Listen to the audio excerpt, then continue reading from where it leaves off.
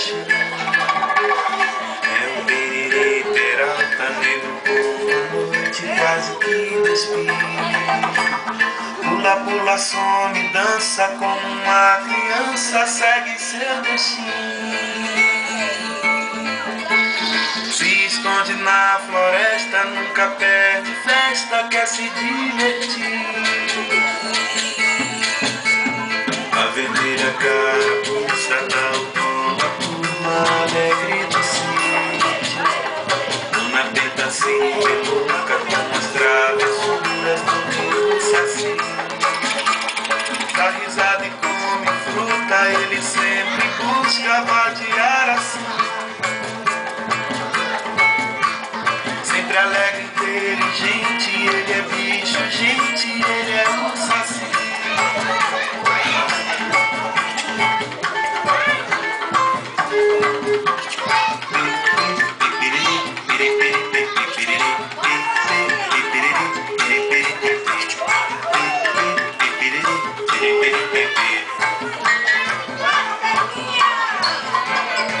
Persegue pela mata, fazendo fumaça, fumando cachimbo. Os sacis